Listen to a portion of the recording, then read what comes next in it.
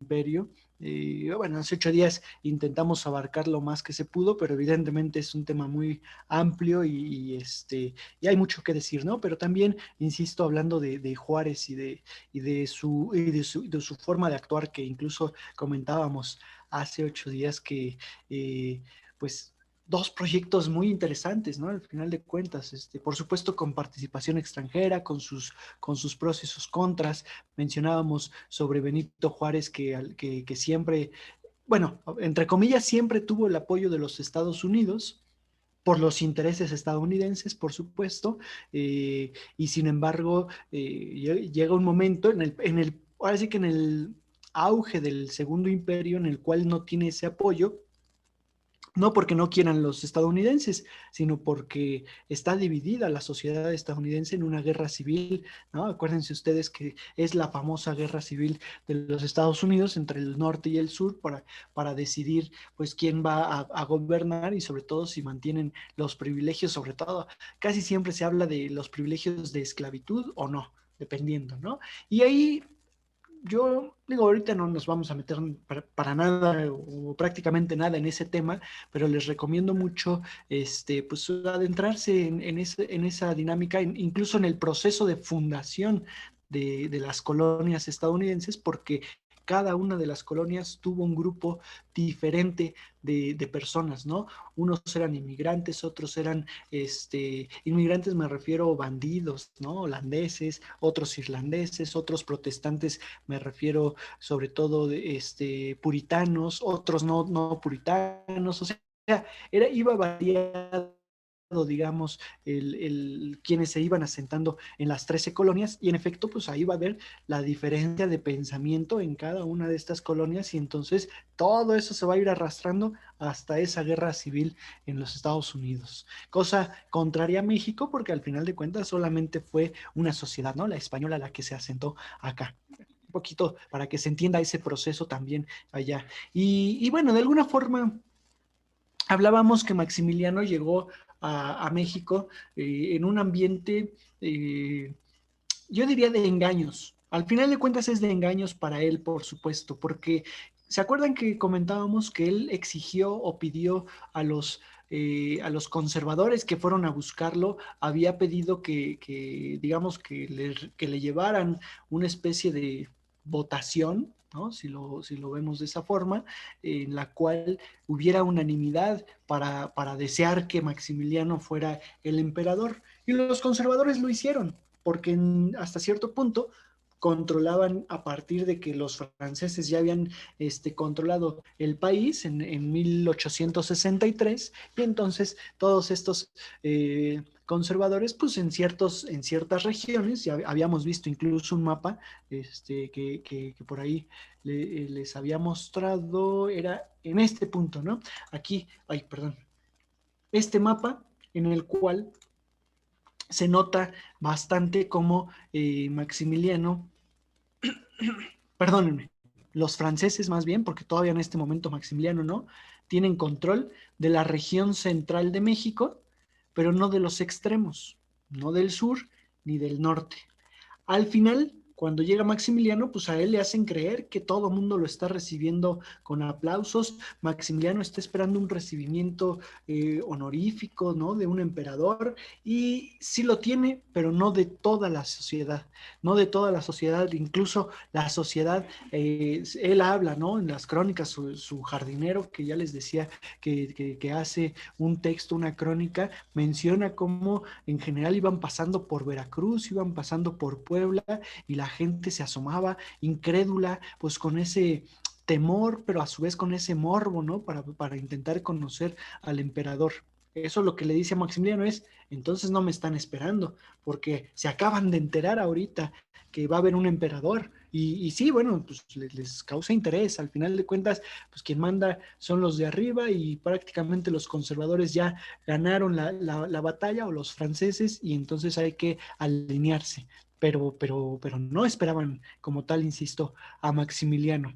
Y eso, pues poco a poco le va complicando la situación, ¿no? Le va complicando hasta cierto punto, porque pues no es lo mismo recibir los impuestos únicamente de este espacio a recibir los impuestos de todo el país, ¿sí? Y sobre todo, los negocios, aquí todavía estamos hablando de que Zacatecas era una región muy importante en cuestión de plata, todavía Veracruz y Acapulco con el comercio, pero que ya empezaban a despegar la zona de Coahuila, de Chihuahua, bueno, Chihuahua por acá, Durango, pues sí, había minas, al final de cuentas, estaba como tal, pues tenía una zona minera también, y sobre todo el Yucatán con toda la fibra de Nequén, todo el Nequén, que también era parte del producto importante que se estaba produciendo y que después de la guerra de castas pues se seguía explotando bastante y que entonces generaba una buena economía para el país. Entonces, eso le faltaba a Maximiliano y entonces no contaba con todos esos recursos. Al final de cuentas, el detalle con el imperio es la carencia de recursos. Tenía el apoyo de los franceses, pero tenía que pagar por ello. Él pagaba al ejército francés porque se mantuviera y porque le dieran protección. Prácticamente el ejército francés era la policía y la guardia civil, si lo quieren ver así, del país y del imperio de Maximiliano.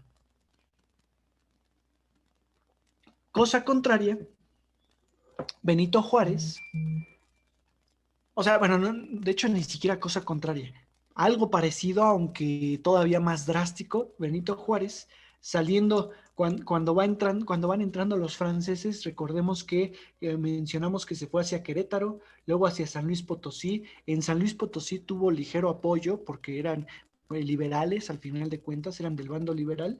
Voy a tachar estos espacios. Entonces, Querétaro, San Luis Potosí, de ahí prácticamente tiene que salir porque los franceses pues le van dando persecución, los franceses que ya tienen un poder, que están apoyados, insisto, con los conservadores, van persiguiendo constantemente. Llegan a Monterrey, de ahí pasan a Monterrey y en Monterrey no los reciben bien. En Monterrey incluso estaban algunos a favor del bando conservador y a favor de los franceses. Y entonces, pues prácticamente lo obligan, castigan a todo aquel que le brinde algún apoyo a Benito Juárez y al resto de los liberales, y entonces lo obligan a irse a Saltillo, en donde pues al final de cuentas están ahí a un lado las ciudades, prácticamente son ciudades hermanadas, muy, muy pegaditas, y no le va bien tampoco porque tiene muy pegado a los franceses que próximamente van llegando, ¿no? En este punto. Y entonces de ahí se tiene que ir a Monclova. No es cierto, perdónenme, no, no se va a Monclova. No se va a Monclova. Perdón, estoy yo mal en esa ruta. Se va a Viesca. De hecho, pasa por Viesca, pasa por Mapimí, por Huejuquilla y de allá a Chihuahua. En Viesca, que hoy es pueblo mágico, vale decir, hay una casa en donde se dice que es la casa de Benito Juárez, en donde estuvo la presidencia de la República y fue palacio presidencial. Pues sí, porque ahí vivía Juárez y porque pues, prácticamente ahí se mantenía el gobierno durante una semana, o sea, tampoco fue tanto tiempo, un par de semanas en realidad. En Chihuahua se mantuvo mucho tiempo, ahí en Chihuahua se mantuvo durante bastante tiempo. Pero cuando llega el emperador Maximiliano, que prácticamente también eso hay que decirlo, el hecho de la llegada de Maximiliano a todos esos que estaban indecisos y que van quedando al sur y que de alguna forma pues ni les va ni les viene y ya hay un emperador y ya prácticamente hay un gobernante, entonces pues permiten la entrada del ejército conservador y del ejército francés y entonces eso también va apropiándose, o sea, el emperador simbólicamente también se va apropiando del espacio, poco a poco, ¿de acuerdo? Y esa es la dinámica que va llevando Maximiliano. Y entonces es cuando Juárez ya no se ve aquí, pero tiene que irse hasta El Paso, Texas. Incluso en algún momento, pues estuvo, perdón, hasta El Paso en Chihuahua, en Ciudad Juárez, lo que hoy es Ciudad Juárez, que es la ciudad del Paso, ¿no? Hacia el norte. ¿Qué estado es de Estados Unidos? ¿Alguien se acuerda? Pues sí es Texas, ¿no? ¿Sí es Texas? Estoy aquí confirmando. Sí es El Sí, Paso, Texas. sí es El Paso, Texas. Sí, sí, tienes razón. Lo que pasa es que, claro, claro. Espérame, es que estoy viendo de aquí. Más bien, yo me fui hacia el poner, por eso no me sonaba. Ay, ya les borré todo eso. A ver, rápidamente, Querétaro, San Luis Potosí, El Cedral, Monterrey, Saltillo, Viesca, Mapimí, Chihuahua, y más bien El Paso se encuentra aquí, en este punto. Y ahí Texas, ahí termina justamente. Más o menos es así, así y algo así, ¿no? Y así es Texas, grandísimo. Que ya de aquel lado pues ya no me sonaba, ya me sonaba como Arizona o Nuevo México. Pero sí, claro, es la orillita de Texas todavía en ese punto, ¿no? Evidentemente porque todavía no estaba poblado el resto del país. De hecho, Nuevo México pues tiene una frontera muy, muy delgadita con México, porque prácticamente todo se lo apropia Texas, perdón, ahí. Pero bueno, el asunto es que sí, prácticamente estuvo allá. De hecho, acuérdense que Juárez estuvo exiliado en algún momento cuando Santana era presidente, estuvo exiliado en Nueva Orleans, luego también anduvo por Texas, anduvo en esa zona. Entonces, prácticamente conocía también esa región y conocía a los estadounidenses y tenía, pues si no es que una muy buena relación, pues sí, evidentemente había una relación diplomática con los Estados Unidos por ahí sí, vamos a decirlo intensamente, es por el asunto de la masonería también, ¿no? O sea, esa masonería, esos ideales políticos, filosóficos,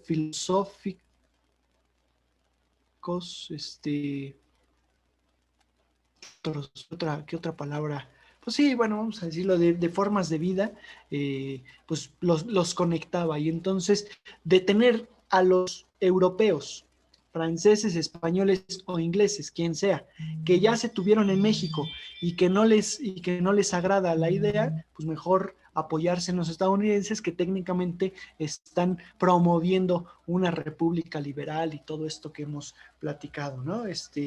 Una, un espacio, un periodo también de republicano ahí en esa zona. Bueno, ese es el punto con Benito Juárez. Ahorita, insisto, ahorita paso más a comentar de él en un momento. Algo que hizo bien Maximiliano al llegar, prácticamente, por supuesto, a ver, lo primero que hizo bien, rodearse de los intelectuales.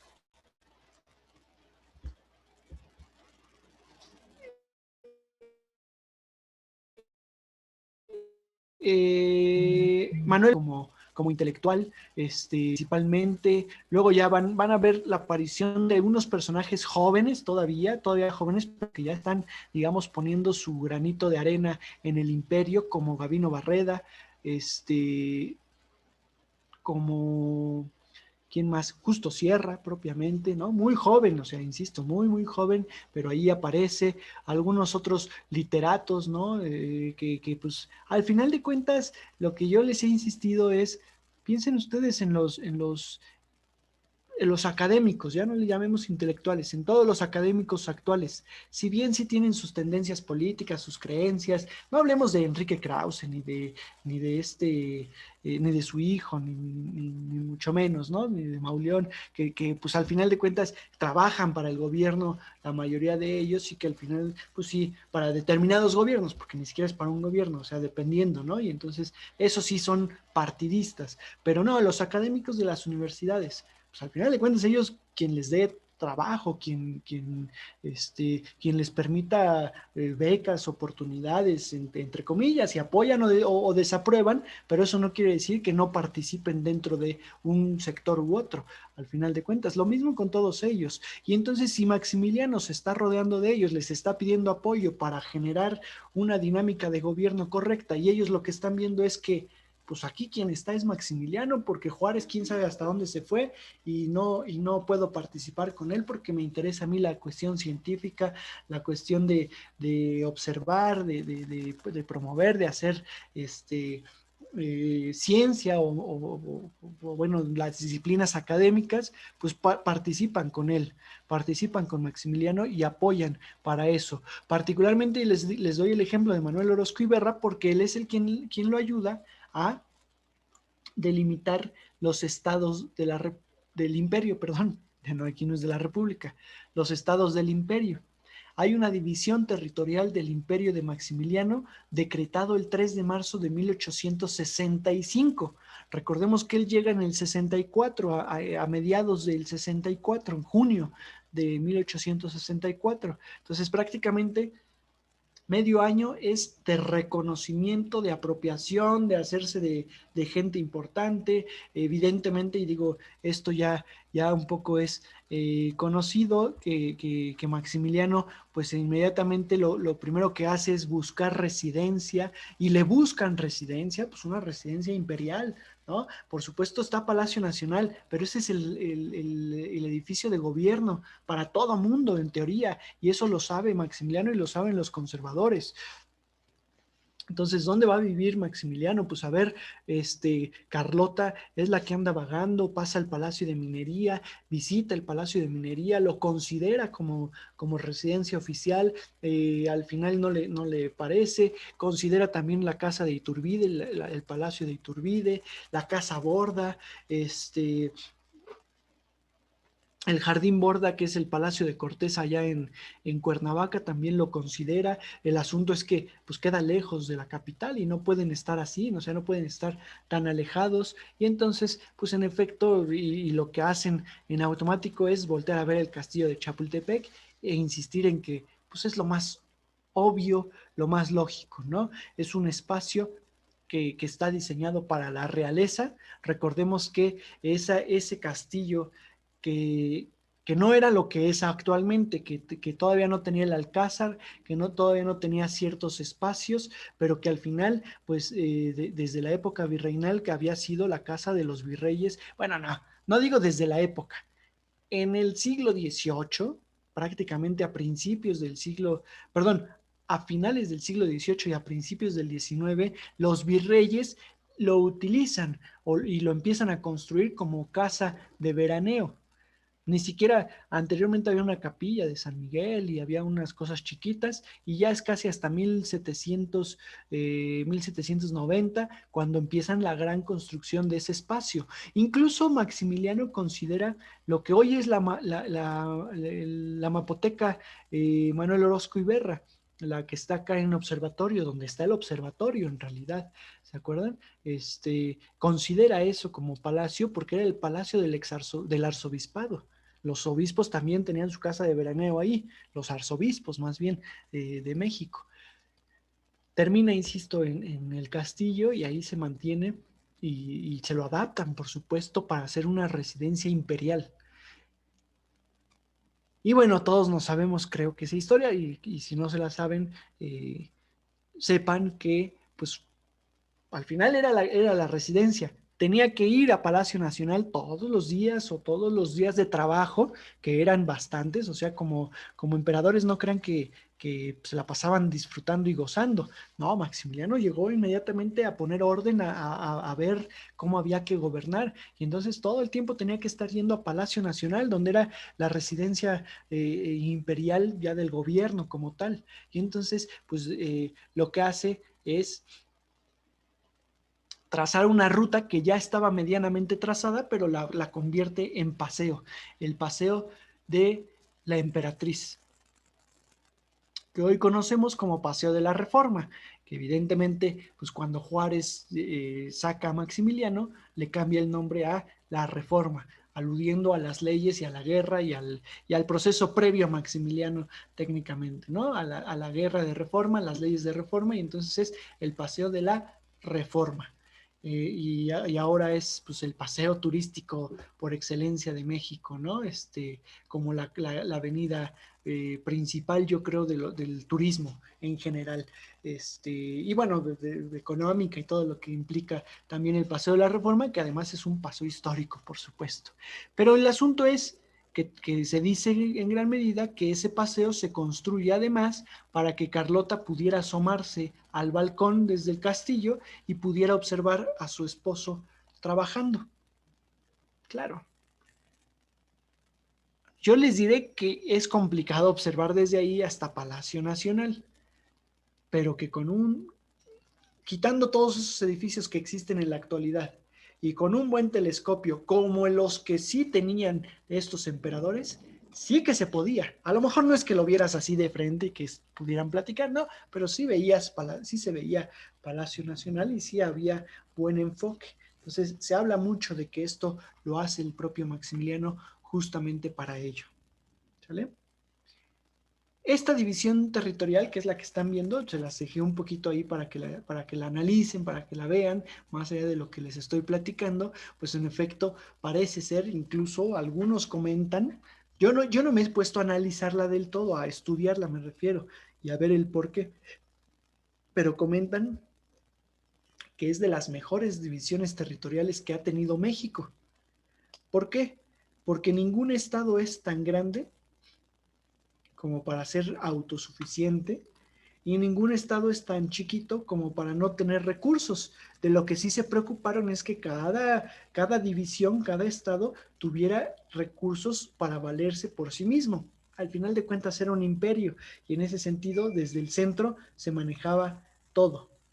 Desde el centro se podía manejar todo, ¿no? Aquí está el Valle de México y desde aquí pues se podía importar, poner, mandar recursos y todo el asunto, ¿sí? Claro, esta es la división territorial, pero esta zona no la gobierna del todo, entonces pues no se sigue al pie de la letra como tal toda la división, esa es la propuesta, pero la división más o menos va de aquí para el sur.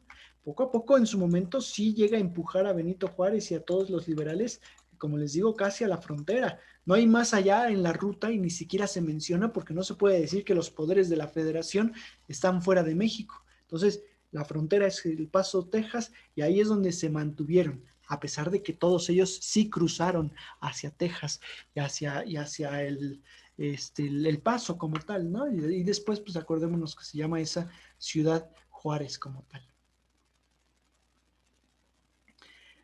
Maximiliano, se los mencionaba,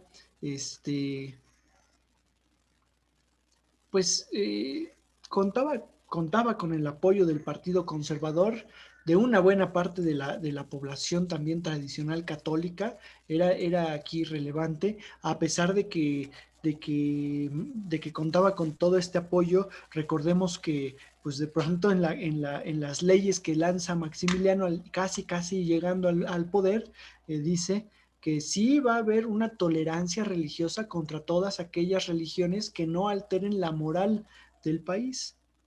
Y eso no les gusta mucho a los católicos y sin embargo, pues es mejor que Juárez al final de cuentas ya había puesto una barrera con la religión y Maximiliano no. Entonces, pues será lo que sea, pero vamos a quedarnos con el que sí nos apoya un poquito más, ¿no? Y ese es el detalle, por eso tenía toda esa apoyo. Tuvo una oposición muy férrea de todos los liberales y curiosamente de la masonería de México. Se habla masonería, sobre todo la yorquina. Y ojo aquí, bueno, pues que no eran masones ambos, que no se hablaba de que Juárez, Maximiliano y los masones pues tenían cierto grupo y no se podían enfrentar o no debían enfrentarse, entre comillas, pues sí, pero esto, o sea, los masones prácticamente habían convertido todo esto en partidos políticos, ¿sí? Habían transformado aquello y entonces no es lo mismo, sí somos masones, sí hay una misma regla entre masones, pero tú eres escocés y yo soy yorquino y entonces pues vamos por separado, ¿no? Al final de cuentas las ideologías no son exactamente las mismas y eso transforma la política también con la cual se le mira al propio Maximiliano. Eso es importantísimo también mencionarlo porque a veces nos confundimos. Ya para estos momentos la masonería sí implicaba ideologías muy separadas. Hay un primer momento en donde antes de ser conservador, antes de ser liberal, antes de ser español o lo que sea, somos masones y nos respetamos de cualquier forma. En estos momentos no lo es ya tan claro, ¿no? Por supuesto, les estoy hablando de términos económicos. En cuestión social, pues también aplica todos esos conocimientos aprendidos entre sus estudios en Europa, ¿no? Y los de su familia, para de alguna forma, pues sí, tratar correctamente a la sociedad, mantenerla contenta, tratarla dignamente, más allá, y eso es algo que se le reconoce, por ejemplo, ¿no? Y que yo insisto en ese reconocimiento a Maximiliano, más allá de las cuestiones de emperador, las cuestiones imperiales y de las divisiones jerárquicas, porque pues, no es lo mismo ser emperador que ser un indígena. De todos modos, él trataba o intentaba darle cierta prioridad y cierta beneficio a la sociedad. No lo podía del todo, porque no podía cambiar tan drásticamente la cultura mexicana. Ese fue un principal problema. Y por el otro lado, económicamente México no andaba bien. Después de la guerra de reforma, México, acuérdense que quedó pues ciertamente devastado y eso, pues los negocios no daban como tal y entonces pues el asunto es que se mantenía cierta limitante, ¿no? Para atender correctamente a esa población, pues que era pobre. Al final de cuentas, era pobre la población y no había forma de lograr pues una correcta eh, manutención, si lo quieren poner así, ¿no? De esta sociedad. Hizo llamar, por ejemplo, sí, creo que esto sí se los platiqué hace 8 días, hizo llamar a los indios de la región de Tamaulipas, hacia el norte, en donde pues ellos exigían que se les entregaran sus tierras con agua porque se les había, los hacendados de aquella población, de aquella zona, pues se habían apropiado prácticamente de toda la, la, las tierras y sobre todo de los ríos y de los lagos, de las lagunas, y entonces pues estos se habían quedado sin agua y había una guerra, digamos, local, y Maximiliano logró que confiaran en él y por supuesto pues atendió el problema de agua en su momento este personaje, ¿no? Vean ahí también de los desfiles que se hacían justamente en la época de Maximiliano, en el pequeño periodo de Maximiliano, en donde se exaltaba y en donde se hacían todos estos adornos florales en la plancha, en la plaza central, en la plancha del Zócalo, pero insistimos,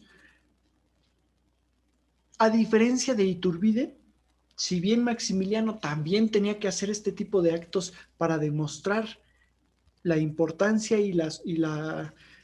la superioridad, si lo quieren ver así, del emperador, de todos modos iba acompañado de acciones sociales. Eso era lo que le daba beneficio al emperador ante la sociedad, cosa que no con los conservadores.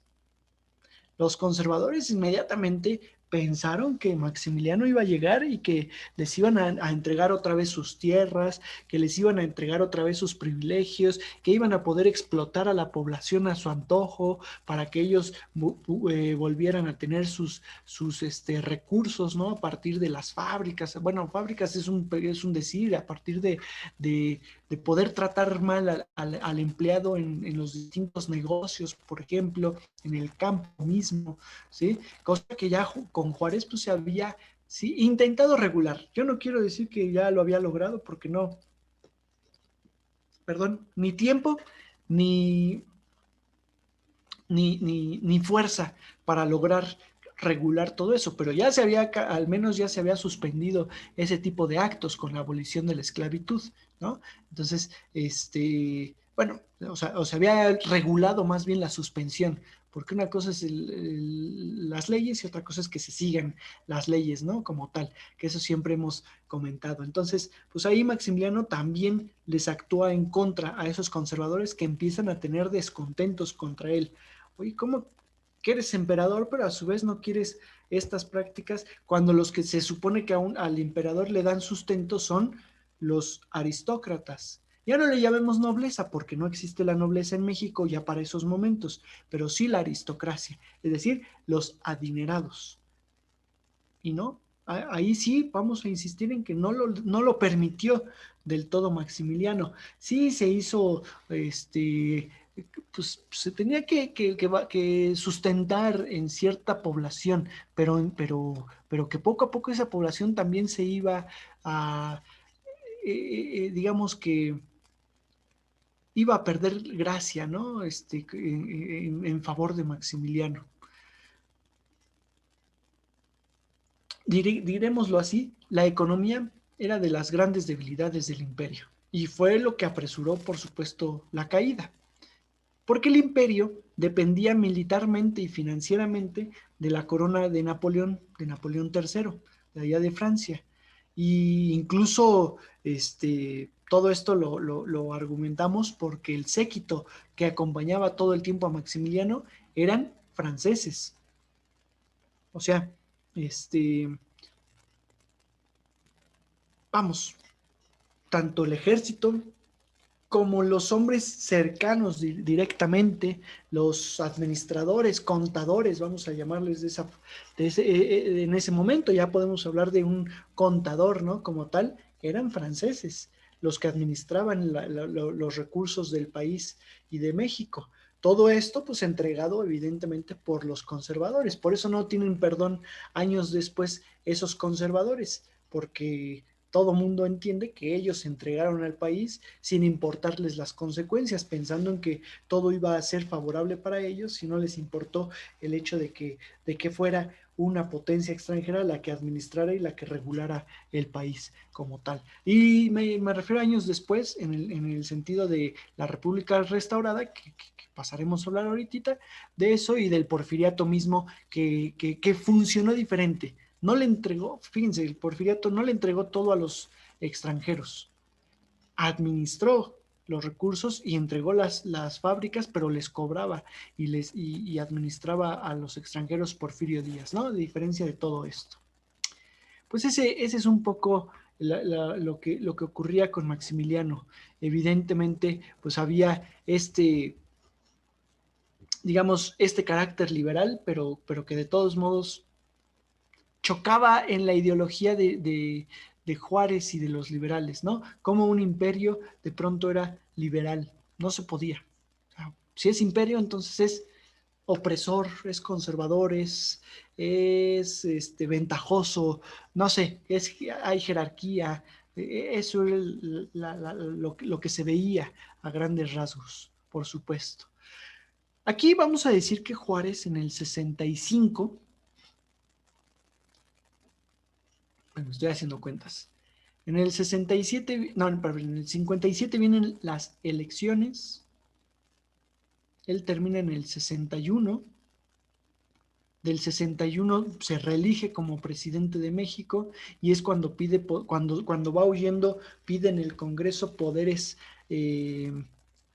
pues poderes, ¿cómo le llaman a esta forma? Cuando poderes extraordinarios, ¿no? Y prácticamente lo que dice es, pues no puede haber elecciones, o sea, ¿quién va a votar? ¿Los de acá de Chihuahua? Pues sí, que voten, pero ¿a quién van a elegir? Pues me van a elegir a mí al final de cuentas, ¿no? O sea, ¿qué candidatos van a participar? Entonces, mejor me mantengo yo y mejor continúo y ya luego vemos cómo movemos. Eso en el 61. Entonces en el 65 no hay elecciones y Juárez alarga esa presidencia allá en Ciudad Juárez, bueno, en lo que hoy es Ciudad Juárez, y prácticamente sigue manteniendo como tal ese gobierno. Algunos liberales incluso están descontentos y ahí empieza a fraccionarse en un poquito el bando liberal, porque dicen, bueno, no importa, pero estamos los liberales y habemos otros que también queremos el poder o que también podemos ser presidentes y entonces estamos abogando por una democracia, pero no la estamos siguiendo, ¿no? Pues sí, pero entiendan la situación. ¿Qué democracia cuando votan 3 personas y no vota todo el país? Entonces, era la disyuntiva. Al final, el Congreso reinstituido por Juárez, que pues era favorable a Juárez evidentemente, a favor de que mantenga el poder Juárez hasta que logren una estabilidad. Y mientras tanto, también hay que decir que en el 66, a principios del 66, empiezan los conflictos entre Francia y Prusia. Conflictos que ya venían desde antes, que en esos momentos empiezan a intensificarse. Todavía no se le llama la guerra franco-prusiana, todavía no inicia del todo, pero al final de cuentas sí hay conflictos entre estos dos, entre estas dos potencias europeas, porque Prusia pues quiere ponerle un freno a Napoleón III y Francia pues necesita de sus soldados y ya no puede dejar o ya no quiere dejar a sus soldados acá en México. Además, Napoleón III, Maximiliano también ya empezaba a endeudarse. ¿Por qué? Pues porque todo el recurso que ganaba o que se recolectaba, todo iba para pagar al ejército francés. ¿Para qué? Pues para poder mantener y poder explotar más recursos y poder seguir pagando al ejército. Entonces, ¿dónde iba a estar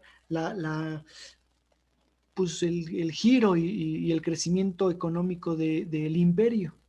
Entonces dicen, ¿saben qué? Ya, ya estamos adiestrando a los conservadores, con los conservadores y con los que me apoyan vamos a mantener el imperio y entonces, pues vámonos, ahora sí que perdónenme, que se vayan los franceses progresivamente. No los podía sacar de tajo porque al final de cuentas tenía que ir viendo en qué espacios sí los necesitaba, en qué espacios no, pero al final, pues bueno, se iba quitando de un gran sector del ejército francés y en ese sentido ya no tenía que pagar todo el tiempo esos sueldos y esas anualidades y todo eso que implicaba mantener al ejército francés acá en, en, en México, ¿de acuerdo? Pero eso, pues combinado con el fin de la guerra civil en Estados Unidos y el apoyo y la venta de armas a Benito Juárez, pues empieza a provocar el avance ahora de los liberales, de Juárez y del apoyo liberal. Y entonces vienen los enfrentamientos y viene el enfrentamiento, digamos, en el norte, ¿no? En Chihuahua. Juárez regresa a la ciudad de Chihuahua, se apropian de Zacatecas, se apropian de Nayarit, de Sinaloa, o sea, de todo el norte. Y por el sur, pues salen otros liberales que, digamos, que se habían mantenido al margen, incluso Porfirio Díaz, por ejemplo, acuérdense, en esos momentos era gobernador de Oaxaca, gobernador imperial, al final de cuentas, del estado de Oaxaca, pero pues al final de cuentas era del imperio, ¿no? Porque le rendían cuentas al imperio, pero cuando se enteran y cuando pues, se ponen de acuerdo o ven la posibilidad de participar en esta guerra en contra de Maximiliano, no lo dudan. Y Porfirio Díaz inmediatamente genera otra vez este ejército, controla un ejército hacia el sur y ataca también al imperio. Y entonces, pues se le abren dos frentes y al final los franceses ya empiezan a irse. O sea, todo esto es, si bien podemos llamarle coincidencia, pues también es conforme actuaron unos de sacar, pues otros aprovechan y así sucesivamente, ¿no? Entonces, circunstancial, vamos a decirlo, las circunstancias así lo requieren. Entre tanto, se habla de Carlota y se habla de que Carlota anduvo aquí en el palacio, en el castillo, y que veló por su amado y que siempre lo buscaba y todo. Y sin embargo, si ponemos a analizarnos todo el tiempo que Carlota anduvo de viaje, yo digo que estuvo 3 días en el castillo de Chapultepec y todo el tiempo estuvo allá en Cuernavaca, se embarcó en Veracruz, iba a irse junto con Maximiliano a Yucatán para revisar todas esas tierras. Al final Maximiliano no puede irse porque tiene asuntos de gobierno en el norte y entonces Carlota es la embajadora prácticamente del imperio, pues es la emperatriz que de Veracruz no se pueden ir por tierra porque acuérdense que era complicadísimo transitar por tierra hasta Yucatán, entonces era de Veracruz a Campeche e incluso desembarca en Campeche, visita Campeche e incluso todavía en barco rodean tantita la península, llegan a Cizal, hacia donde ahora está Puerto Progreso, al norte bueno, a un lado de Puerto Progreso, ¿no? Que en realidad es el puerto de Cizal, donde al norte de Mérida,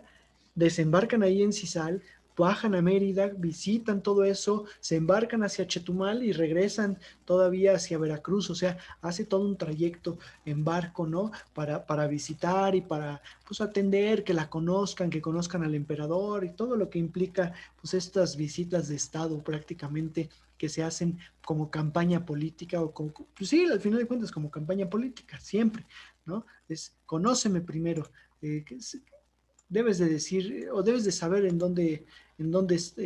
o quién es el que te gobierna, ¿sí? Ahora ya es más fácil con los panfletos, con los periódicos, pero de todos modos, si se puede que sea en vivo, mejor.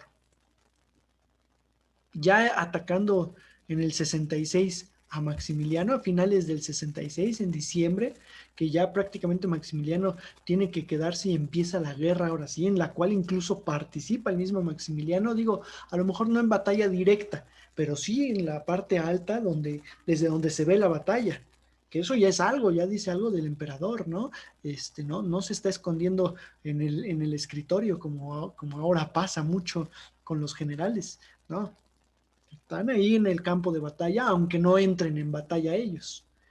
Pero cualquier cosa, pues se supondría que tienen la capacidad de ingresar al campo de batalla estos personajes. Bueno, el asunto es que mientras todo esto ocurre, Carlota se va, se va a Europa a conseguir ayuda, a pedir a su padre, el rey de Bélgica, a pedir al emperador, con el papa mismo, a buscar con el archiduque, con el hermano de Maximiliano, a buscar un apoyo porque el emperador de México, que a su vez pues es Habsburgo, o sea, aquí se valen con que es Habsburgo y entonces pues hay que apoyarlo, ¿no? Es europeo y es de los nuestros y no lo dejemos solo.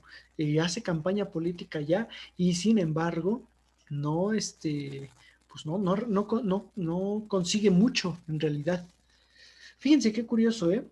Ay, perdón, híjole, y me habías mandado un artículo sobre Carlota y anduve fuera de la ciudad y no lo revisé hasta ahorita que estoy cayendo en cuenta que me mandaste eso, pero bueno, lo voy a revisar y, y sé que seguramente es bastante interesante. Pero bueno, un poco de lo que yo sé, a lo mejor no sé si se diga tanto en ese artículo, pero Carlota, uno, era considerada la mujer más hermosa del país. Aquí yo les diré que falacia, ¿no? Sí, entendiendo que normalmente el concepto de belleza es muy al estilo europeo y entonces si viene una mujer europea, pues la consideran la más bella. Pero eso pues, es muy subjetivo al final de cuentas y quien lo dice pues son estos que están entendiendo el concepto de belleza al estilo europeo y eso pues es que es la mujer conocida además, ¿no? Yo siempre les digo, cuando hablamos de Isabel la Católica, bueno, ella no tanto, pero de Isabel de Portugal, la esposa de Carlos V, y de Ana de Austria y así, y de Margarita de Austria también de allá de Europa, que eran Habsburgo, y todos decían, eran las mujeres más inteligentes y eran las mujeres más bellas, o de las más bellas de la época pues nada más conocían a ellas porque eran 3 mujeres las que se conocían en esos momentos. Claro que tenían que decir que eran de las más bellas, ¿no? Y sobre todo de las más inteligentes, pues eran las únicas o de las pocas que recibían educación. Entonces, no es Miss Universo en donde pueden participar todo el mundo, ¿no? Y todas las mujeres técnicamente tienen opción a participar siempre y cuando cumplan ciertos requisitos. No, en esos momentos se dice, pues así, la prensa sí lo menciona como tal. Entonces esto no lo creamos del todo, aunque lo leamos. Yo insisto, yo creo que no debemos de, de, de explotarlo como una referencia histórica. Lo que sí, era de las mujeres y fue de las mujeres más ricas del país. No me malinterpreten, en riqueza, no crean que soy tan así para decirlo de esa forma. En riqueza económica, evidentemente, tuvo muchos negocios en México, tuvo muchos negocios, promovió que su familia entrara a negocios de haciendas, de, este, de minas, de minería. A la muerte de Maximiliano ya se quedó en Europa disfrutando de la riqueza que le llegaba aquí. Entonces se hablaba que incluso había conformado recursos muy vastos, muy, muy vastos. Dinerada, exactamente, me dice Fernando, para que no se escuche mal ni mucho menos y que no me vayan a malinterpretar. Exactamente. Mejor así decirlo, ¿no? En efecto, eh, era esa parte. Entonces, bueno, al final de cuentas, ni eso, ni siquiera eso le alcanzó para poder salvar a Maximiliano en su momento. Se entrevistó con Pío IX, no tuvo éxito, y entonces por allá empiezan a mencionar que tuvo síntomas de paranoia. Pues cómo no, si al final era, sí, perseguían a su esposo, lo iban a matar. Ella sabía perfectamente que lo que implicaba al perder la guerra era que muriera Maximiliano, pero también a ella. Y entonces esos tal vez, yo pienso, la verdad, aquí sí no lo sé decir porque se han hecho algunos estudios, muchos sí mencionan que es paranoia. Yo pienso que es algo parecido a lo de Juana la Loca, es decir, pues tiene ciertos indicios, ¿no? De nervios, de paranoia, de lo que quieran, pero al final las circunstancias provocan esa exaltación de esa paranoia. Y entonces también en la época tantito se veía eso y luego se escribía y se daba como un hecho y ahora lo leemos y decimos, sí, miren, ellos decían que tenía paranoia, todavía no estaba bien comprobado, ¿no? Ese es un detalle importante a, a, a, a decir. Y como dice Thais, un temor bien fundado, exactamente, pues sí, sí, en efecto. O sea, yo no sé, muchos dirán, yo no le tengo miedo a la muerte, pero otros sí. Y en efecto, pues con mucha lógica, pónganle que no miedo a la muerte, pero sí a la forma de morir, ¿no? Y entonces, pues no es tan agradable. Y cuando sabes que estás en el centro del huracán, como se dice, y Carlota así lo estaba, evidentemente, en esos momentos. ¿Ok? Y entonces, en este punto, inicia la famosa guerra, vamos a llamarle la Guerra de Liberación Nacional, que si bien todo esto es desde el 62, en realidad es en diciembre del 66, cuando prácticamente ya no hay franceses en México, o hay 3 franceses, pues cuando Juárez puede controlar y puede invadir y puede pelear como tal el tú al tú y prácticamente bueno, Porfirio Díaz desde Oaxaca ataca todo Tehuacán, ataca toda esta zona, sitia Puebla, consigue el sitio de Puebla. Ahorita les enseño unas imágenes, es que las traigo más adelante, pero porque ahorita que hablemos rápidamente de Porfirio Díaz, bueno, se hablará más bien de Porfirio Díaz, ¿no? Pero bueno, el asunto es que se sitia Puebla, entran a la Ciudad de México y obligan a que Maximiliano huya hacia Querétaro, en donde tiene los últimos, digamos, defensores del imperio.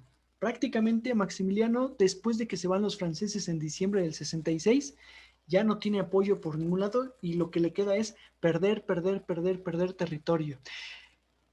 Entiéndase ahí, cuando están en ese tipo de guerra, ¿qué gobierno puede gobernar? O sea, cuando preguntan, oye, y bueno, ¿y mientras qué pasaba con los consejeros, con la economía, con los negocios, con las leyes, con, no sé?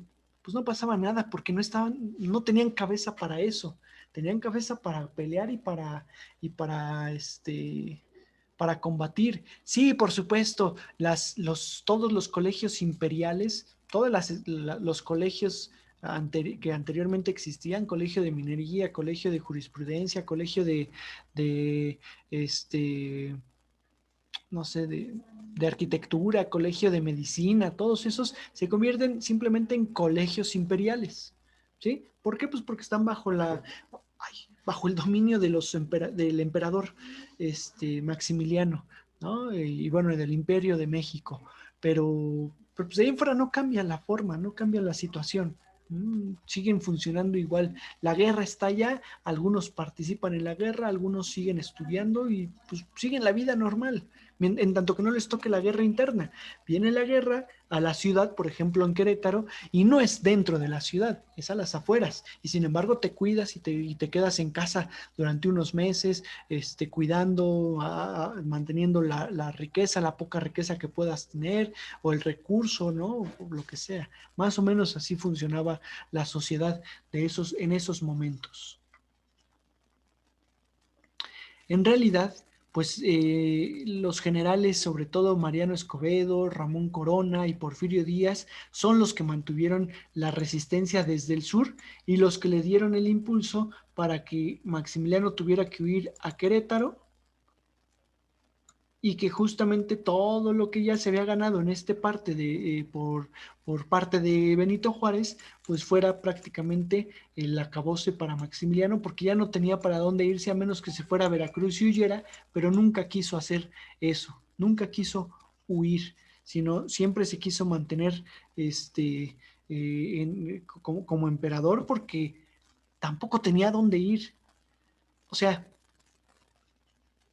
sus valores, si lo quieren ver así, el mismo ser parte de la logia masónica, implicaban que o moría como emperador porque ya no había otro rango digno de él, o, o se mantenía como emperador, pero ya no podía huir a Europa sabiéndose emperador porque incluso había firmado pacto con su hermano de no regresar y sobre todo de no luchar o de no pelear y no buscar. Y entonces se iba a interpretar particularmente o se podía interpretar como que estaba buscando algún cargo, algún título nobiliario en Europa, en el Imperio Austriaco. Entonces, técnicamente le quedaba más que mantenerse aquí y esperar, pues a lo mejor la indulgencia, y que técnicamente todavía pelean en Querétaro, todavía se da la batalla de Querétaro el 15 de mayo de 1867.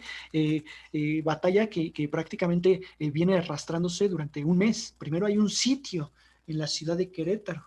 ¿Sí? No permiten la entrada de agua, no permiten la salida, al final de cuentas implica todo eso y sin embargo cae Querétaro en estas batallas, en esa batalla del Cerro de las Campanas, en donde, fíjense cómo están las representaciones, estas son representaciones de la época. Maximiliano está entregando su espada y se está rindiendo, y sin embargo no le perdonan la vida, ¿no? Cosa que si lo pensamos actualmente, pues hoy ahí ya no está poniendo resistencia, ya se está entregando. Sí, digo, sí guerreó y sí venció y sí peleó, pero, pero ya no puso resistencia. O sea, no es que lo hayas matado en batalla, sino lo vas a enjuiciar y lo vas a fusilar. Y pues eso sí, pues, no sé, bueno. También si lo vemos desde el otro lado, volvemos al punto.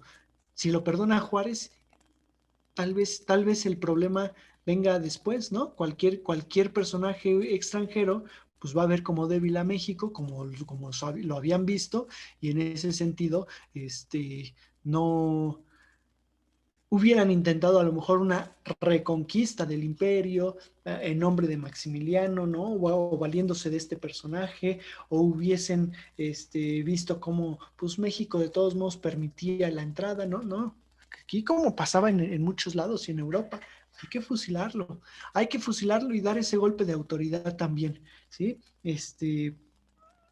Suena muy cruel, tal vez así lo tan fácil, ¿no? Ay, sí, ya pasó, ya lo fusilaron, ya que lo diga yo no pasa nada, pero sí son palabras importantes, ¿no? El fusilamiento de un hombre que al final de cuentas sí le dio cariño a México incluso, ¿no? Hasta cierto punto, vamos a decirlo así, como tal. Bueno, ese es algo a detallar importante. Fíjense, perdón, yo les dije un mes, son 2 meses los que tienen sitio la ciudad de Querétaro, ¿eh? Desde el 14 de marzo y hasta el 15 de mayo de 1867. De hecho, pues en estos días se cumplen años, así que es conmemorativo la toma de Querétaro por parte de los generales, bueno, por supuesto por parte de Benito Juárez, aunque él no participa en la batalla, y son los generales, ahorita les digo, caray,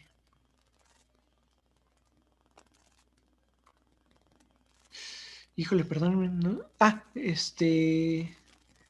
No, perdón, no los tengo aquí anotados ahorita seguramente. Mariano Escobedo, aquí ahí está, el general Mariano Escobedo, es el que toma Querétaro, ¿sí? Por supuesto, detrás Benito Juárez como tal. Y quienes acompañan a Porfirio, digo, a Maximiliano de Habsburgo, son los generales Tomás Mejía y Miguel Miramón,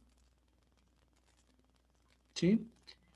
Quienes, junto con Maximiliano, el 19 de junio de 1867, son fusilados en el Cerro de las Campanas. O sea, del 15 de mayo al 19 de junio, a Maximiliano lo mantienen en la capilla perdón, en la celda del hospital, del convento de la Santa Cruz en Querétaro. En el convento de la Santa Cruz de Querétaro es donde se mantiene el propio Maximiliano, e incluso miren ahí cómo los sacerdotes, los generales le lloran porque el juicio había salido pues, en contra y lo habían enjuiciado a muerte prácticamente, al fusilamiento. Aquí le están entregando el acta del juicio y entonces pues él lo está aceptando al parecer con valentía y todos estos están sufriendo porque van a asesinar al emperador a pesar de las intervenciones extranjeras de los embajadores y de personajes conservadores que constantemente quieren negociar con Benito Juárez para que no lo fusilen, para que no lo juicien, so pena, ahora sí que pensando incluso que el fusilamiento de Maximiliano podía representar la declaración de guerra ahora con el imperio austriaco y que si ya te habías tenido una guerra con Francia, pues imagínate ahora con el imperio austriaco que también es algo muy ahora sí que de renombre, ¿no? Como tal. Y sin embargo, no le perdonan la vida. No le perdonan la vida. Incluso todavía Miguel Miramón se coloca al frente en este fusilamiento y solicita que se le, que se le quiten bueno, primero que se le quiten los amarres y todo, y Maximiliano que se le quiten las vendas de los ojos, que él quiere ver, por supuesto, quiénes son los que lo fusilan y que no, que lo fusilen como todo un caballero, dice el propio Maximiliano, ¿no? Maximiliano del lado derecho, Miguel Miramón al centro y Mejía, Tomás Mejía del lado izquierdo. Se supone que ese es el orden. Y lo más curioso, ay sí, bueno, para mí particularmente, hay una cantidad impresionante de representaciones pictóricas, de imágenes, de litografías de este momento del fusilamiento de Maximiliano de Habsburgo. Es curioso, es impactante, ¿no? ¿Cuánto hay? Claro, vean aquí, Maximiliano al centro, cuando en realidad se habla siempre que él iba a la derecha, ¿no? La ejecución, se llama la ejecución de Maximiliano, que se encuentra en la National Gallery de Londres, que es una pintura donde se ilustra todo esto del 19 de junio de 1867 a las 7 de la mañana. Dice Maximiliano, antes de morir: voy a morir por una causa justa, la de la independencia y libertad de México. Que mi sangre selle las desgracias de mi nueva patria. ¡Viva México! Le faltó otra palabrita, ¿no? Para que se escuchara más patriótico. Pero bueno, solo dijo viva México y, y lo fusilaron y murió el propio Maximiliano. ¿Sale? Cosa curiosa, y aquí hay que insistir, les voy a pasar una imagen, no creo que les dé miedo, pero pues es un poquito fuerte, no siempre es agradable ver este tipo de imágenes, pero bueno, el cuerpo de Maximiliano sufrió, ya muerto, pues vamos a decir que sufrió, digo, yo no soy tan partidario de, de la vida después de la muerte, ¿no? Como tal, y pues el cuerpo es el cuerpo y el cuerpo pues ya se acabó, pero de todos modos, estarlo ahí pasando de un lado a otro, es impactante, ¿no? De principio, pues la descomposición del cuerpo fue, entre comillas, rápida por malos embalsamamientos al principio. Se insistió que se embalsamara luego, porque se tenía que trasladar el cuerpo a Europa. Y sin embargo, no hubo como tal esa repatriación de cuerpo como tal de Maximiliano, hasta donde recuerdo. Mm, Este, y de todos modos, malos embalsamientos que provocaban la descomposición. Ahora, lo iban a meter en el féretro y parece ser que no cabía. Y entonces, en lugar de hacer el féretro más grande, lo que decidieron fue mocharle parte de los pies a Maximiliano. Total, ya estaba muerto, ¿no? Dicen algunos. O sea, fue una cuestión muy, muy desagradable hasta cierto punto. Esta es foto real. Ya existía la fotografía y esta es una foto del cuerpo de Maximiliano. Sí, está un poquito cruel, un poquito duro, ¿no? Pero lo va a pasar. No nos gusta estar viendo todo eso. El detalle es que muere Maximiliano y se acaba ahí el Segundo Imperio. Ese 19 de junio, bueno, de hecho desde el 15 de mayo, técnicamente pues ya se había acabado el imperio porque ya se había rendido Maximiliano, pero ya oficialmente es hasta el 19 de junio, mientras tanto ya Porfirio Díaz ya había entrado a la capital, ya se había hecho de la capital y viene todo un proceso. Primero, de reingreso por parte de los liberales y el regreso de los poderes. Este, Sí, dice Thais que con razón Carlota se trastornó, pues sí, evidentemente, ¿no? Así iba a quedar. Les digo, perdón, primero el reingreso por parte de los liberales, pero también de los poderes de la federación. Regresar la presidencia, regresar la Suprema Corte, regresar a los jueces que vayan entrando nuevamente y reinstaurando la capital. Pero también todo esto en actos oficiales donde incluso izan la bandera en la plancha de la Constitución. No es cierto, no es cierto. Si no había todavía esta bandera ahí en el centro, es en el Palacio Nacional donde bueno, ahí enfrentito en realidad, porque habían puesto un asta bandera. Ahorita les enseño unas imágenes. Sí habían puesto un asta y ahí es donde la van elevando, pero bueno, al final de cuentas, es un acto conmemorativo. Lo importante aquí, y para lo que voy, es con Maximiliano.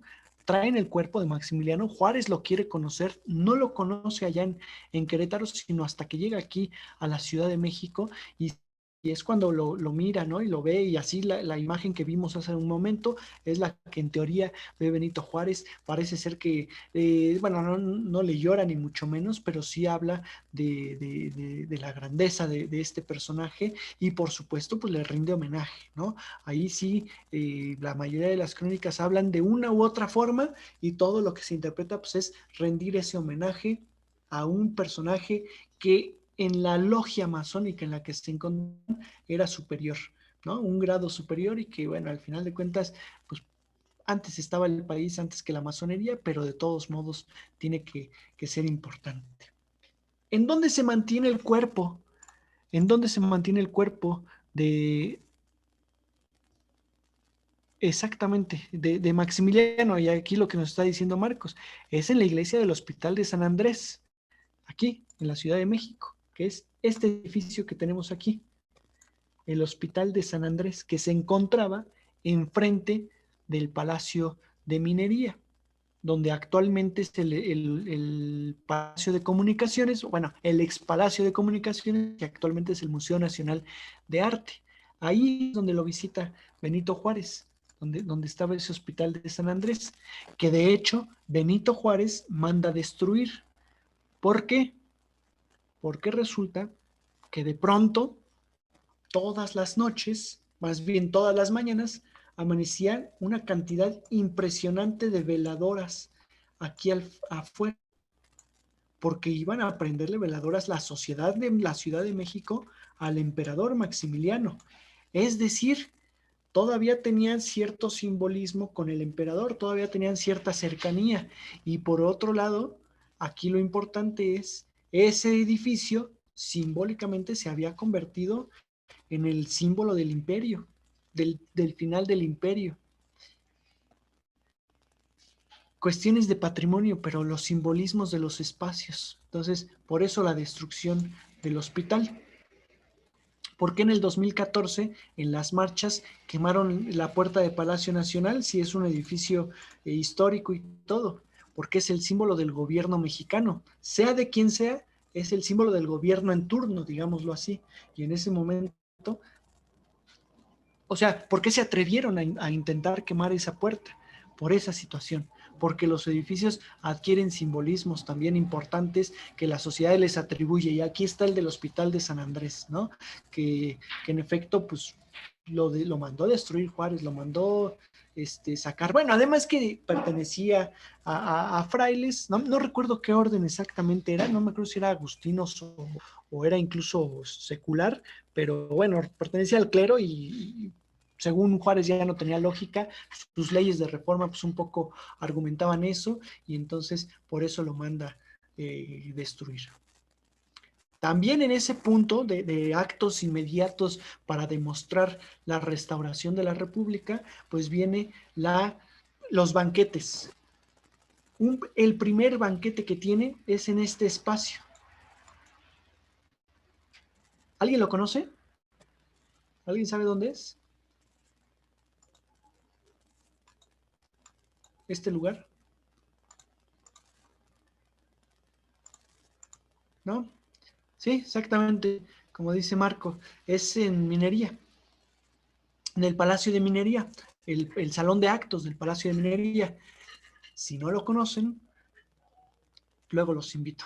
Todavía está cerrado, todavía lo tenemos cerrado, pero bueno, ya saben que yo doy las visitas guiadas bueno, soy parte de los guías de que damos las visitas guiadas en el Palacio y en verdad vale mucho la pena todos esos espacios y ahí en el Salón de Actos del Palacio de Minería es donde, por supuesto, sin toda esta sillería es posterior, es de la época porfiriana, pero algo parecido estaba el salón y ahí se tiene un primer banquete de, del de festejo, de restauración de la República, justamente, ¿no?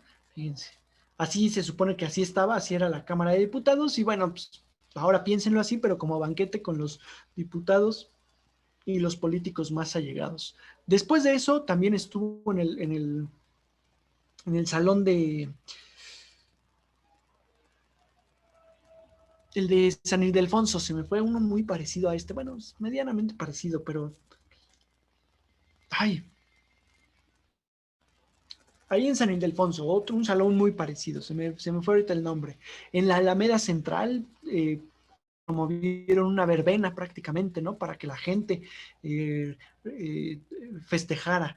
O sea, no hay dinero, pero de todos modos hay que impulsar, hay que dar a conocer que ganamos, que somos superiores, que pudimos y que lo logramos, digamos, de alguna forma, ¿no? Eso, pues lo que implica es posicionar la figura de Benito Juárez y la figura de la República y del presidente que ganó. El auditorio de San Ildefonso, sí, sí, justamente es ahí, este, en el auditorio que tiene un nombre, se me fue ahorita, es el caballito, ¿no? Sí, perdónenme, luego son muchos nombres, y como no los tengo tan a la mente, se me van, pero luego me acuerdo. Ay, sí, luego recuerdo de esos nombres. Posicionar, insisto, la figura de Juárez, que es importantísimo. Él también, pues evidentemente se está presentando como el presidente que logró expulsar al emperador, el personaje que logró ganar el imperio, ¿no? Vean ahí el ejército juarista que va a ser pues prácticamente lleno de chinacos y de gente de la sociedad, de gente del pueblo, ¿no? El generalito es el salón, perdónenme, el generalito es el salón de San Ildefonso, en donde también tienen un banquete todos estos políticos importantes. ¿De acuerdo? Eh, como personajes importantes, destacados, digamos, que fueron grupos guerrilleros en contra de la intervención francesa y que incluso por ahí participaron. Vamos a tener a Vicente Rivapalacio, a Nicolás Régules, Nicolás Romero, Ramón Corona, Antonio Rojas, Catarina Fragoso, pues que después evidentemente se van a colocar de alguna forma como hombres pues que buscan hasta cierto punto, buscan pues el posicionamiento político nuevamente y que van a entrar ahí también a la ciudad siendo o sintiéndose hasta cierto punto importantes, ¿no? De alguna forma. Miren, ahí esta es la batalla de Querétaro en el Monte de las Cruces, en el Cerro de las Campanas, perdónenme, ya estoy cambiando yo otra vez. Otra imagen del fusilamiento de Maximiliano, ¿no? Que es de una colección particular, esta imagen. Es un óleo sobre tela, por supuesto. Y vean ahí esta imagen en la cual está una asta bandera, Porfirio Díaz aquí y Benito Juárez de este lado. ¿De acuerdo? Es decir, en estos momentos, Porfirio Díaz, que ustedes saben, no, o si no lo saben, hablaremos un poquito de él más adelante. Ahorita no, ahorita vamos a dedicarnos, esto que nos queda, vamos a dedicarnos más bien a hablar de la República, pero vale insistir que Porfirio Díaz, por ejemplo, participó en la batalla de Puebla, en la toma de Puebla. De hecho es donde eleva su prestigio y toda su popularidad. Dentro de 8 días hablaremos más de este personaje como tal, pero pues la verdad es que eso lo mantuvo posicionado muy bien. En esos momentos, y perdónenme, cuando empezó el imperio, primero era gobernador de Oaxaca. Cuando continuó, dejó de ser gobernador de Oaxaca y se convirtió en diputado por Oaxaca. Diputado federal, ojo, no miembro del gobierno ya del imperio, sino ahora ya diputado de la federación, aunque el gobierno estuviera hasta el norte, él era diputado. Luego pidió licencia para ser militar o bueno, no es convertirse, sino para volver a la guerra y entonces pelear. Y ahí está la entrada de Porfirio Díaz, ahí está el propio Porfirio Díaz entrando a Puebla y ganando la ciudad de Puebla en 1867 y técnicamente con esta toma de Puebla es como crece su jerarquía. Ya había ganado 2 veces Puebla, el 5 de mayo del 62 y ahora en el 67. Pero ahora la del 67 ya él iba al mando, él iba al frente del ejército. En el 62 estaba detrás de Zaragoza y detrás de otros o un par de generales. Ahora no, ahora sí era general del ejército. ¿De acuerdo? Entonces, eso es importante. ¿Por qué? Se restaura la República en 1867, en junio, bueno, julio, vamos a ponerle, de 1867, y lo que se le exige a Benito Juárez es, ok, ya hay República, ya fuiste presidente mucho tiempo, hay que llamar a elecciones. O sea, porque estás en un periodo extraordinario al final de cuentas, hay que llamar a elecciones. Y entonces, Porfirio Díaz se posiciona como uno de los candidatos a la presidencia. Lo primerito que hace Juárez es reinstaurar el Congreso, suprimir el Congreso que había fundado en Chihuahua, porque pues era puros liberales y puros de su ámbito, y reinstaurar un Congreso general. Ojo, Benito Juárez hace todo eso y bueno, a bien que participe todos los que sean electos, digamos, en sus distritos. Se reinstaura ese Congreso que técnicamente son representativos de todos los estados y llaman a esas elecciones, en las cuales las elecciones de 1867, que se llevan a cabo el 22 de septiembre de 1867, las elecciones primarias, participan muchos candidatos liberales, prácticamente puros liberales, Porfirio Díaz y Benito Juárez, dos de ellos, pero también Lerdo de Tejada, Sebastián y Miguel, los dos hermanos, participa también José María Iglesias, si mal no recuerdo, y Vicente Rivapalacios también participa en estas elecciones primarias, así quedan como los dos grandes, bueno, como los dos principales, Juárez y Porfirio Díaz. Ahí prácticamente le obligan a Lerdo de Tejada a hacerse a un lado, ¿no? No lo obligan, le prometen, así que literal como el priismo anterior, ¿no? Le prometen la presidencia para la próxima. Ahorita no, ahorita todavía no eres tan fuerte. Y entonces lo candidatean como el presidente de la Suprema Corte de Justicia a Sebastián Lerdo de Tejada en esos momentos. El asunto es que quedan estos dos, Benito Juárez y Porfirio Díaz. Porfirio Díaz con el lema de no reelección, o sea, sigue insistiendo en la no reelección de Benito Juárez.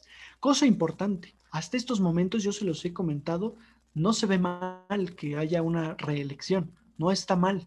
Porque no había pasado antes, más que con Santana, y a Santana más bien lo habían pedido, él nunca se religió porque nunca hubo elecciones como tal continuas, y aquí Benito Juárez tenía el pretexto de que pues no había podido, no había podido gobernar mientras estaba fuera, ¿no? O sea, que más bien se habían mantenido al margen, ¿no? Sí, en efecto, los dos primeros presidentes indígenas, más allá de que Guerrero, de que Vicente Guerrero también era del pueblo, no era indígena, era mestizo, en realidad, y estos sí eran de origen indígena como tal, ¿no? Estos dos personajes, exactamente, Benito Juárez y Porfirio Díaz. Entonces, las elecciones quedan así.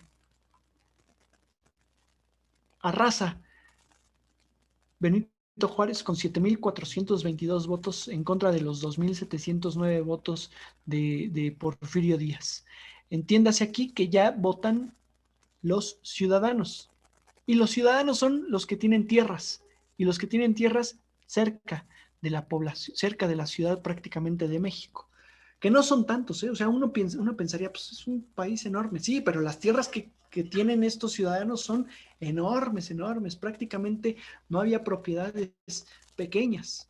Son los grandes latifundios que después pues, se va a insistir, ¿no? En este, en este, en esos, en el periodo porfiriano.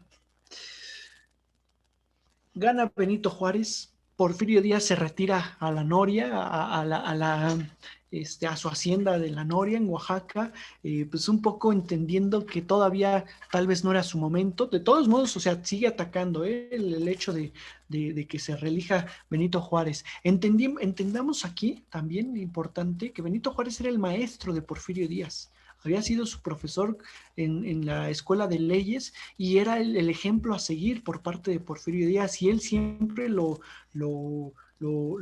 insistió. O sea, él admiraba a Benito Juárez, pero de todos modos no le parecía que se reeligiera y entonces por eso combatía por la vía política, más no por la vía de las armas todavía.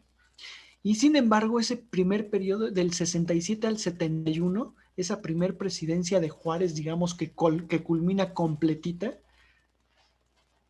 aquí están, digo, intenten tomarle una imagen porque no las puedo mencionar todas por tiempo, pero se le dedica a pacificar al país. Los conservadores quedaron regados y siguen insistiendo en que Juárez, pues en que el liberalismo no es correcto y que no deben de haber esta presidencia de Juárez. Luego, por el otro lado, en el sur, hay algunos levantamientos a favor de Porfirio Díaz, simpatizantes de Porfirio Díaz, por ejemplo, Miguel Negrete en Puebla.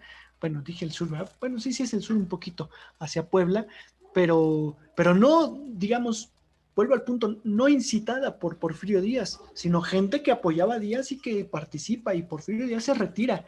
Digo, también se retira un poco pues, sin decirles que no se levanten, ¿verdad? En armas.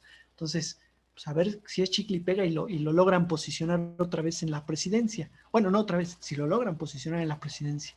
Entonces, a eso se dedica esa primer presidencia de Benito Juárez, a, digamos, ahora sí a hacer valer las leyes de reforma para adquirir el recurso de la iglesia y poder, pues de alguna forma, darle estabilidad al país, estabilizar y pacificar en estas rebeliones de la gente, ¿no? Digamos, de la sociedad misma, a reintegrar a personajes como Manuel Orozco Iberra, ¿no? Profesionistas e intelectuales que en su momento pues colaboraron con el imperio y que ahora pues siguen estando en México. Es el caso también de Manuel Dublán, que, por ejemplo, Manuel Dublán realizó la mayor recopilación de legislación mexicana. Manuel Orozco Iberra, pues todas las aportaciones en la geografía y en la historia. Entonces es reintegrarlos, darles pues el perdón, ¿no? O sea, sí participaste, pero pues ya sabemos que no activamente y no políticamente, sino eras partícipe simplemente científico, entre comillas, y los reintegran a la vida cultural y política del país mismo, ¿de acuerdo? Mientras tanto, evidentemente, pues Porfirio Díaz por ahí seguía como general. No, insisto, esta imagen no crean que se enfrenta, sino simplemente es general del ejército mexicano, ¿no? En la Noria. En ese periodo de Benito Juárez es cuando se crea pues, bueno, no es que se cree, sino se inaugura el tramo México-Puebla del ferrocarril México-Veracruz. Es una de las inversiones de Benito Juárez.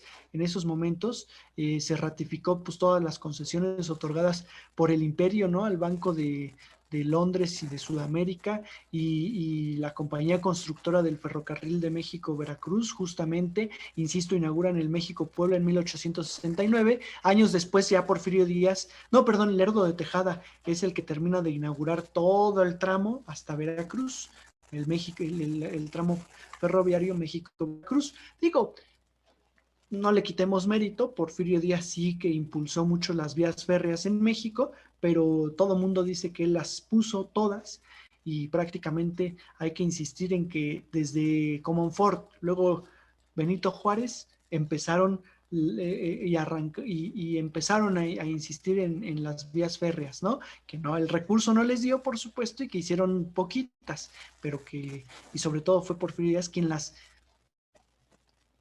hizo explotar, quien hizo todo el tramo de las vías férreas justamente. Vamos a tener ahí a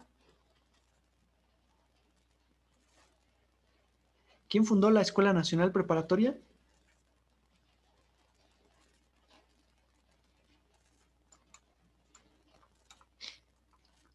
¿Alguien sabe? No, ¿verdad? Gabino Barreda. Gabino Barreda.